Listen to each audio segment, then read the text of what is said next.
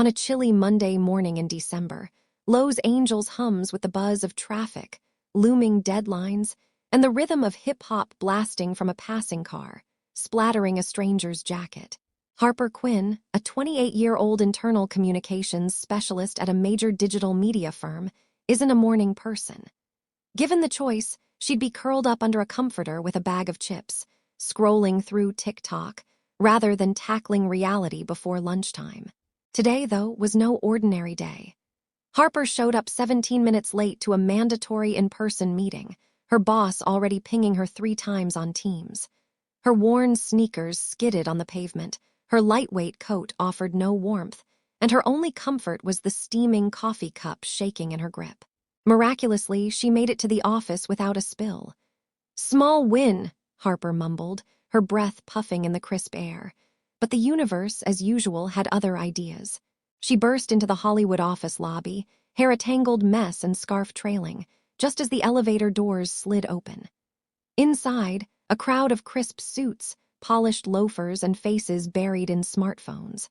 Harper slipped in, balancing her latte, but as the elevator lurched, someone jostled her from behind, and splat, her cup erupted like a confetti cannon.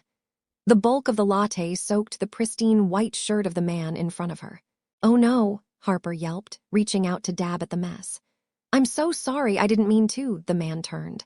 Time froze.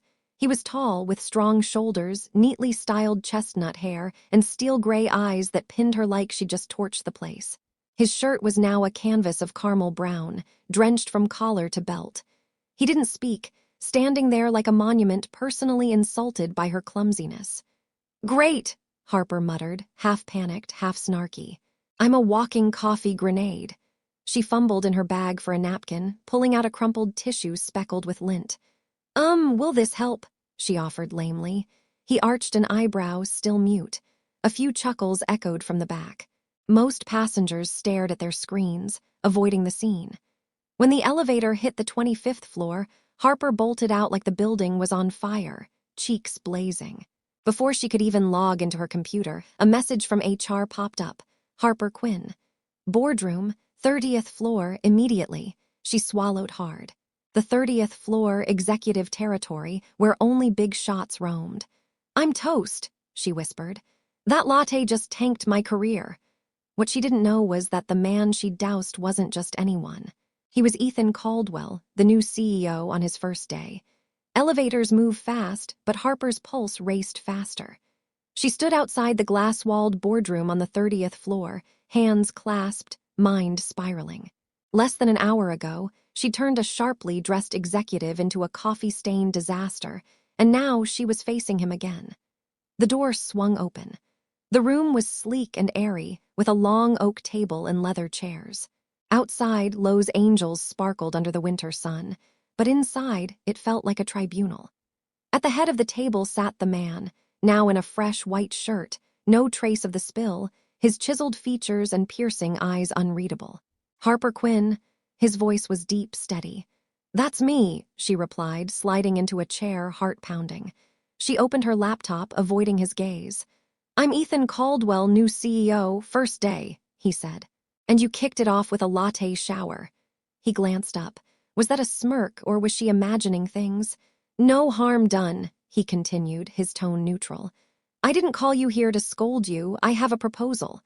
Her eyes widened. "A proposal?" "We're rolling out a rebranding campaign next week," he said.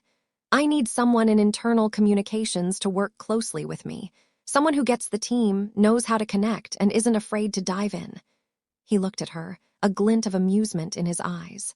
"I'm picking you, Harper. Me, after I turned you into a coffee canvas." "Exactly. Others froze. You jumped in with a linty tissue as backup." Harper let out a nervous laugh. "That's resume material right there." Ethan shut his laptop. 3-month gig, temporary creative lead. Can you start this week?" Yeah," she said, still reeling. "I mean, absolutely." He nodded, then carried on with the meeting like nothing had happened. Later, Harper texted her friend. "Did I just call the CEO latte Ethan on Teams? I'm so fired." Her friend shot back. "Nah, he probably chuckled. Unless he's blocking you now." Harper wasn't sure. But the next day, passing Ethan in the hall, she caught it. a faint nod but definitely there. After that, something odd started happening. Every time Harper messed up, dropped files, lost Wi-Fi during a pitch, nearly fried her laptop, Ethan was there. Instantly, "He's like a chaos radar," Harper joked to her coworker. "Wherever I fumble, he spawns." "Maybe I'm just a magnet for disasters," Harper muttered. Then Friday hit. She ordered pizza for the team to apologize for a hectic week, but typoed the floor number.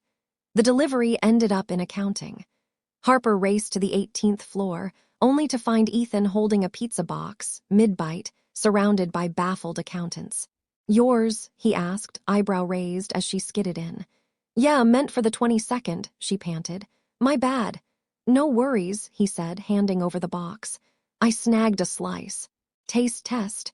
Harper clutched the box like it was gold and later told her friend, "He ate pizza. The suit guy ate pizza." Her friend grinned.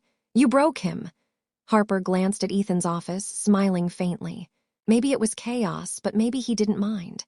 Friday morning, as Harper juggled a box of bagels into the meeting room, Ethan strode in, gray coat draped over his arm, face as unreadable as ever. "Harper, pack up. We're flying to Chicago tonight, marketing summit, 2 days." She nearly dropped the bagels. "What?" "Flights are booked. Check-ins at 7 a.m. Bring your laptop," he said, exiting like he just asked her to grab lunch, not jet across the country with the CEO. Chicago in December was brutal. Lake Michigan's wind sliced through jackets and sanity. Harper wrestled with a stuck suitcase wheel, her hair a wild mess. Ethan strolled beside her, his tailored coat flawless, his sleek briefcase unbothered. At the downtown hotel, the clerk checked their reservation and winced. "I'm sorry, there's only one double room available. Everything else is booked." Harper blinked. "One room for us?" Ethan didn't flinch. "Is that an issue?" "No, it's fine." "Totally fine," she said too fast, her heart racing like a fire alarm. He took the key and walked off unfazed. The room was cozy but compact, a queen bed, a couch, and a city view window. Harper scanned it like she was checking for traps. "I'll take the couch," Ethan said, hanging his coat with surgical precision. "You get the bed." "I can," Harper started, but his tone shut her down. "I'm good anywhere." She flopped onto the bed, defeated, as he opened his laptop and worked like they were still in the office. Later, Harper eyed the minibar. "Drink." Ethan glanced up. "You gonna toss it on me again?" She laughed. "Promise I won't," he nodded. She grabbed 2 mini wine bottles, handing him one. "Peace offering after this week." He took it, sitting up straighter. "Deal." They clinked bottles, sitting across from each other, her on the bed, him on the couch. The wine softened the tension. "Ever do anything dumb?" Harper asked. "You seem bulletproof." Ethan's lips twitched, a real smile breaking through. "They called me Marinara Man for a year." "No way." "Age 25, first board meeting." "Spilled sauce on my shirt," Harper cackled. "I got swarmed by pigeons once, wore a daisy top. They thought it was lunch." Ethan chuckled, a low, warm sound that caught her off guard. "You're a walking glitch." "You're all about systems," she said. "Don't you believe in chance?" "I believe in patterns, but you're an outlier." His eyes met hers, warm, unguarded, real. Harper's pulse skipped. "Truth or dare," she blurted. He raised an eyebrow, then nodded. The game was on. Days later, the rebranding kickoff meeting filled the 22nd floor. Harper stood, pitching her vision. A campaign called Perfect Mess Asterisk. "It's about owning flaws, stumbles, and chaos as fuel for innovation," she said. "We hide our screw-ups. What if we shared them, inspired through them? I don't want polished. I want raw, real people, real stories." Silence. Then applause, growing louder. Ethan, at the table's end, nodded, eyes gleaming. "Greenlit, and Harper's running it." For the first time, Harper wasn't the klutz, she was a leader. She still tripped, dropped markers, mixed up slides, but now she spun it into strength. Ethan started sipping sugary mochas. The team nicknamed him Mocha Man on Teams. He sent Harper a real mocha with a note. Fuel for the fire. She fired back with a giant pizza delivery. Harper laughed till she cried, realizing chaos wasn't her curse, it was her spark. One Friday, as the office cleared out, Ethan approached her desk with 2 canned lattes. "No spills," he said, handing her one. "Unless that's how I score another project." Harper grinned. I've been practicing. He lingered. Harper, he said softly, this campaign's turning heads, and I'm glad it's you driving it. She met his gaze, no defensiveness, just something shared, steady. Thanks for not bailing on me, she said. He nodded, and in that quiet moment, they both knew, no words needed, that it was enough. A year after Perfect Mess Asterisk, Harper Quinn wasn't the latte-spilling assistant anymore. Now head of creative strategy, she championed authenticity, starring in the company's docuseries on its 10 most inspiring leaders. Under her, staff blogged about their flops, botched emails, meltdowns after bad pitches, and something wild happened. Honesty went viral. The company soared, not for flawless tactics, but for showing its human side. When HR asked Harper where to host the year-end bash, she said, "The Rooftop." She wanted to close the year where it all began. That night, Lowe's angels glowed below, the rooftop aglow with string lights, wildflowers, and jazz drifting from portable speakers. Harper arrived early, checking details. Mike, trays of brownies, folding chairs. She wore a deep burgundy dress, hair loosely pinned, lips vibrant. Ethan arrived last, juggling 3 gift bags and a Santa hat with blinking LEDs. You wearing that all night? She teased. Gotta shine like the team, he said, pointing at the LEDs. Harper paused, taking in colleagues laughing, teams mingling, and the stage awaiting her. She wasn't the one causing chaos anymore. She was shaping it. Good evening, she began, Mike's steady smile lighting the rooftop's edge. A year ago, I grabbed this mic by mistake and roasted a colleague in front of everyone. Laughter rippled. Yet here I am, no lawsuits, no exile, just maybe trusted to lead our biggest campaign. Applause flickered. I'm here because I wasn't alone. You let me room to mess up, even loudly, and still be heard.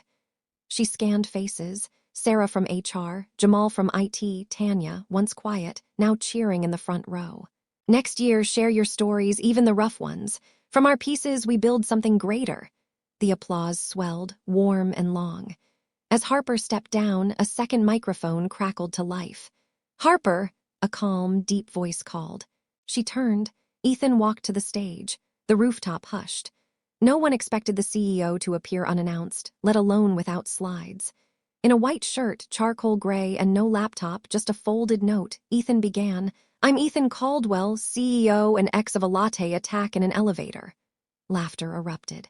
I used to think business was all about blueprints, metrics, timelines, risk charts. Then someone showed up with a coffee spill, a fuzzy tissue, and a shaky I'm so sorry, and every blueprint fell apart. Harper grinned. The crowd roared. But in that collapse, I found something I didn't know I needed. Ethan faced her, voice softer but resolute. I don't just want you on the next project. I want you on all of them. With me. Harper froze. No more timelines. Just us, spilled lattes or not. He knelt, pulling a small box from his pocket. A collective gasp swept through the crowd. Harper Quinn, he said, eyes locked on hers. Will you make this mess our forever? Sound vanished. Harper's heart thumping loud and steady, she whispered, yes. Then louder, yes. The rooftop exploded in cheers. Her friend Sarah sobbed. Harper laughed through tears.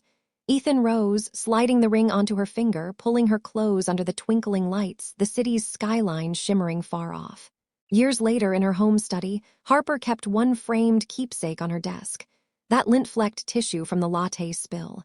Below it, a carved line. It began with a splash. It became eternal.